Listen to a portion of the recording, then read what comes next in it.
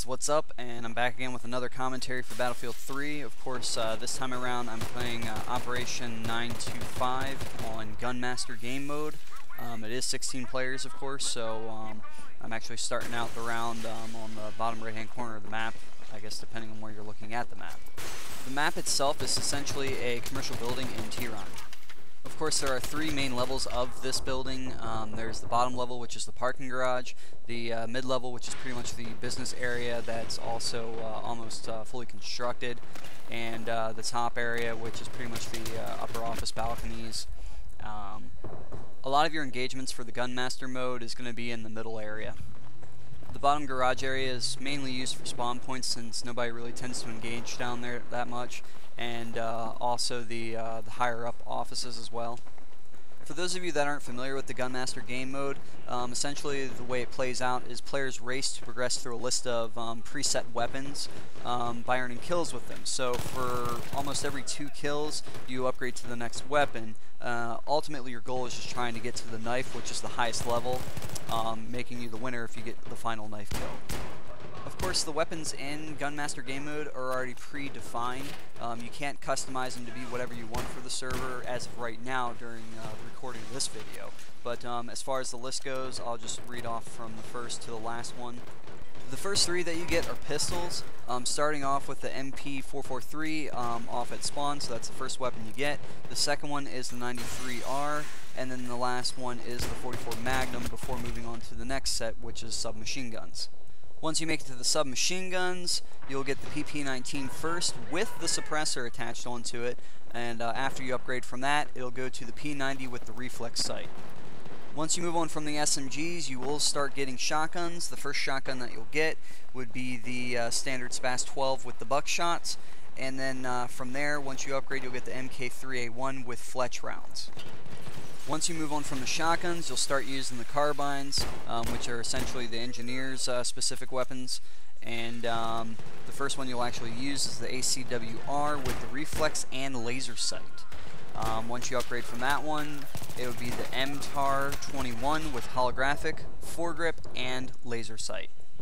The next set of weapons you'll be able to use once you upgrade is going to be the assault class, starting off with the AUG A3 with the reflex, foregrip, and laser sight.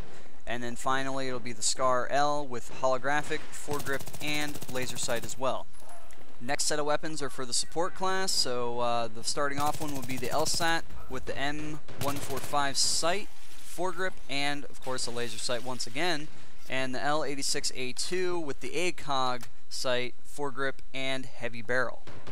The last set of class-specific weapons you'll be getting are for the recon, of course. That's the M417 with the ACOG, foregrip, and flash suppressor, as well as the JNG90 with the ACOG scope and laser sight. Before I move on to the last 2 weapons that you have to get a kill with, the ones that I've listed prior to this, you have to at least get 2 kills to upgrade to the next weapon. So with that being said, moving on, the next weapon that you'll get will be the M320 LVG, which is essentially the grenade launcher that's only specific to the assault class. And finally, the last weapon that you'll be able to use to end the game would be the knife. It doesn't matter how you knife them, as long as you get a knife kill, you will win the game. Just as a bit of a side note, if you want to hinder somebody's progress in leveling up, besides using your standard weapon with whatever level you're on, you also still have the capability of knifing someone, so if you manage to go up behind somebody and assassinate them, it'll bring them down a level. So just keep that in mind when trying to be able to win gun game. You know, of course you want to level up your weapons and get to level 17, which is the knife, of course. But keep in mind that the fact if you're on that level and somebody comes up behind you and assassinates you, then you're back down to using that M320, which I find is probably the most frustrating weapon to use before getting to the knife. When playing Gunmaster mode, your main focus really isn't a matter of trying not to die, as it is trying to level up as fast as possible to gain the win. A good tactic that I like to use in Operation 925, since everybody likes to meet in this middle area, is I usually like to post up and stand behind one of the cubicles, so that way I'm not really as noticeable if I don't move. But if I find somebody running through the area, I can just fire at them, firing through the cubicle walls and all that, so that way I can take them out pretty easily. Besides that, if you're standing still behind a cubicle wall, people tend to not notice you, mainly because you look like mainly a plant, because the only thing they really see is like the top of your head. So it's kind of hard to make out when somebody's there or not if they're not moving as fast or frantically running around. Like I was saying, even though the cubicles provide your body from, being visibly seen, people can still shoot through those cubicles and do damage to you. So you got to be careful using that tactic. Even though the Gunmaster game mode is more set up as like a free-for-all for everybody, you still are on teams, even though you can't spawn on your squad mates or anything like that. But essentially, it is what it is. It's a race to the top to try and get through all the guns as possible. However, the positive side with this is if you're looking to obtain the Gunmaster medal, or ribbons for that matter, as long as you're on the winning team, you actually get the ribbon, which is of course a good thing. In the Gunmaster game mode, if you notice at the very bottom there is a progression bar showing you where everybody is at as far as level wise and what weapons they're using. The green markers within each level signify your squad mates and where they're at on the level progression bar. All the white little markers actually represent everybody else. So the only thing I don't like about this is it doesn't tell you whether or not everybody else is more of your just other basic teammates or if they're just your enemies. There's no way of distinguishing the two. So the only ones you can really know the difference between is yours and your squad mates, and that's it. To be able to progress in Gunmaster mode, one of the things I get in the habit of doing a lot is paying attention to my map and showing it in the fullest screen possible. If you press the N key, which is the default key to adjust the size of the minimap, I like making it as overly viewed as possible of the entire map. So whenever an enemy fires or anything like that, I'll be able to see where they're at on the actual map and just run to their position and try and take them out. So it's a good tactic to get in the habit of doing. Also, in Gunmaster game mode, like I said, you're really never safe, so after each kill, it's always a good idea to try and position yourself behind cover if you know the enemies are coming in the direction in front of you, or it's always good just to move from area to area, and the reason why is because whenever you actually fire your gun, like I said, you show up on the little mini-map there, and if you stay in that area, you're pretty much a sitting duck for the rest of the enemies to come find you. So it's always best to be on the move and on the go when playing Gunmaster mode.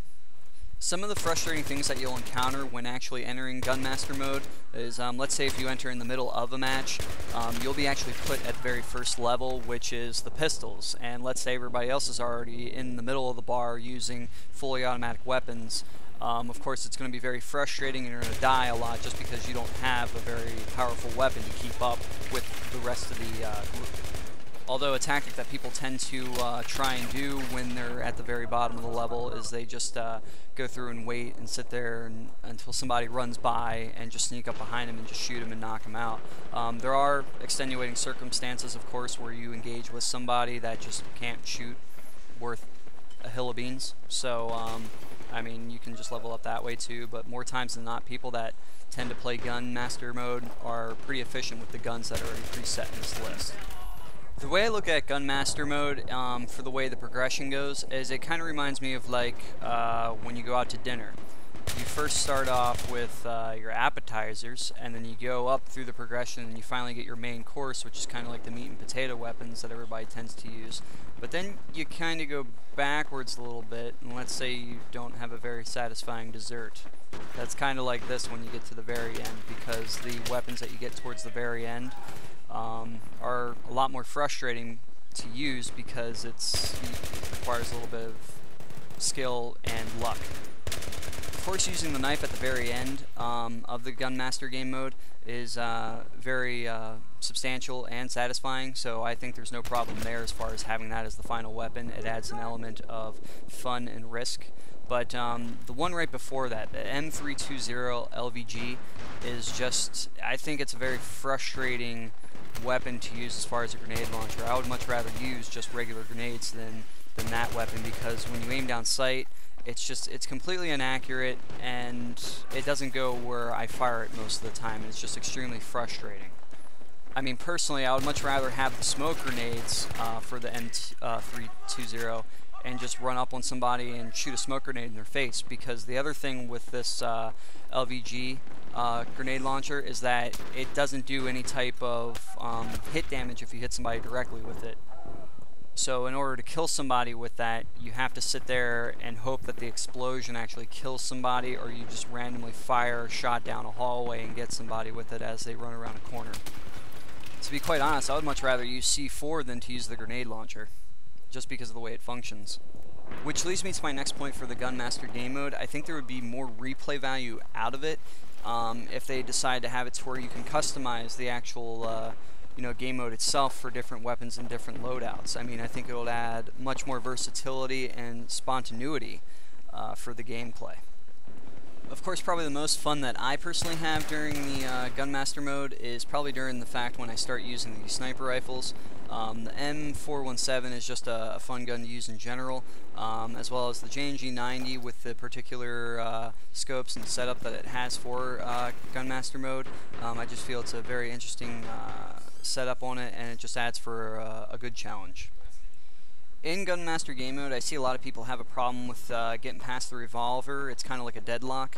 As far as a tip, if you just use the hipfire accuracy of the 44 Magnum, you'll be able to get by that quite easily. A lot of people tend to make the mistake of just aiming down sight when they're enemies at closer ranges. I mean, that's perfectly fine if you're trying to bust out a headshot, but I find that the hipfire accuracy is more workable than it is aiming down sight with the 44 Magnum. The next weapon that seems to be pretty hard to maintain in the Gunmaster game mode would be the LSAT. Even though it does have the laser sight and the other attachments with it, it doesn't seem to get as good accuracy from farther ranges.